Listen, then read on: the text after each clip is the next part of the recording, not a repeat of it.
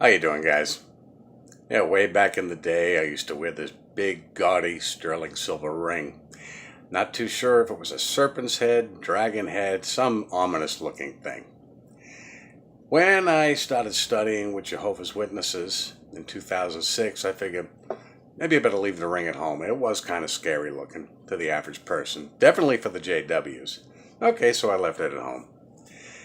One day, forgot to take it off. Went over to my Bible stalker's house for a study. And almost immediately, by the time I realized it was on my hand, I could just catch him out of the corner of my eye, zoning in on it. I mean, just zeroing in on that thing. And you know that glance, somebody's staring, but they're trying to do it discreetly, like you're not supposed to notice, but you do? Yeah, that's what it was. Well, finally, I'm going through pretending not to see anything, and he says, "What's that?" "What's what?" I played dumb. "Well, that ring in your hand." "Okay, you just answered your own question. It's a ring." Well, I said to him, "What about it?" And he goes into the spiel that I thought was absolutely ridiculous. "Well, demons have a habit of attaching themselves to inanimate objects." And he says, "Well, it's possible that the demons are attached to that ring." And okay, looked at the ring. "Do you see them?" He goes, "Well, no." And I says, "Neither do I." "I don't hear them either." "Well, they still have a habit of attaching themselves to things. I'd get rid of it." "Okay, they're attached to this ring. Why not the lamp? Why not the couch? Why not the chair? Why this specific ring?" He felt it was that they attached themselves because of the appearance of the ring, which was the biggest bunch of BS I'd ever heard. And I'm thinking, where did you get this? I figured out quickly that Jehovah's Witnesses were a superstitious bunch because it wasn't too long before several Watchtower articles pretty much claimed the same thing. And it was usually the same scenario where a family were being harassed by demons and they would have to go through their house to find what the demons were attached to. Okay, but the thing is, they always found out what they were attached to. My thing was, if you couldn't see what the demons were attached to, how did you know if you got the right item or not? Or somebody would go to a flea market or a yard sale and buy something, and they brought a demon into their house and they were being harassed by it. It was pretty obvious that this was another scare tactic for Watchtower, because it's nothing personal, but I always thought it was a bunch of hooey. I mean, I never got rid of the ring. I thought I didn't buy it to begin with. But it was pretty apparent Jehovah's Witnesses would demonize anything. I mean, when I first heard the story of the Smurfs, I think we've all heard that. I mean, I think I was out in service one time, the first time I heard about this Smurf jumping up out of a kid's arms and running out of the Kingdom Hall cursing like a storm. Which Kingdom Hall was this? I mean, I actually laughed at it. And once again, I got the famous browbeating for it. "Oh, brother, demons are real." Never said they weren't. But why would they attach themselves to inanimate objects? And I'm not talking about Ouija boards or pendulums or anything like this. We're talking the stupidest ass things I have ever heard. I mean, I got so many lectures about this ring, apparently. Well, hell, they even wanted me to get rid of my dog, which was not going to happen.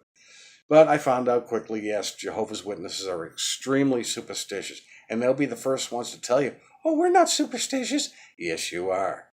I mean, it's like, how many times I heard from certain elders, "You got to go through your house and get rid of it." Well, I might as well get rid of everything I own, because if that's the case, how do I know what demons are attached to and what they're not? Why don't I just live in the woods and walk around naked? That wouldn't last too long. But this is how superstitious they were. I figured, okay, you just got to be careful. Don't wear the ring. And it got to the point where, since I ran into J-dubs everywhere I went, couldn't wear it at all. So I just threw it in a drawer somewhere. To this day, I don't even know where it is. But I figured, okay, we'll let these people be happy. But again, my Bible stalker, who was the first one who brought it up, wasn't the brightest bulb in the package. And to be honest with you, I kind of bit my tongue on that one. But when the first time I heard that, I just kind of had to laugh about it. So if this is anybody who is studying with Jehovah's Witnesses, you want to take heed. For the reason being, my Bible stalker basically was trying to instill a fear that wasn't there before. Okay, mind you, I was in my 50s at this time. At this point in time, you're not going to put a fear in there that doesn't exist. Okay, why would you do that anyways? I grew up not afraid of thunderstorms. Okay, they just didn't scare me.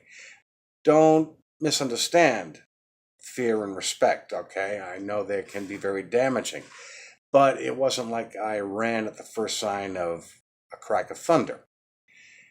For the reason being, I didn't grow up being afraid of thunderstorms because my parents displayed no fear of thunderstorms. It was just a natural occurrence. But come to find out, years later, my mother was terrified of thunderstorms because her mother was terrified of thunderstorms. But to her credit, she didn't display that fear in front of me. So I grew up not being afraid of it. So would it make sense at my age now that somebody would instill this fear in me today? No, because it really wouldn't work. And the same thing applies to this ring. I was not a superstitious person. It didn't bother me if a black cat crossed my path. I have no desire to walk underneath a ladder. And if I broke a mirror, all it meant was I had to get a new mirror. Now, Jehovah's Witnesses, your tactics do not work on everybody, since I spent the majority of my life outside, and there are just some things that do not scare me. And Casper the Friendly Ghost does not scare me. They were ridiculous tactics. But nonetheless, they will try this on everybody that comes into the organization, because people inside the organization are absolutely terrified of these things. You can't go through your life afraid of your own shadow. Anyways, guys, that's all I want to say on that. If anybody has had any similar circumstances with superstition in the organization, leave a comment below. And I want to thank my subscribers for supporting me, and I'm glad you're there. And if by chance you just come across this channel, hit the subscribe button, and you'll be notified when I'm out here. Again, guys, thank you, and I will talk to you later.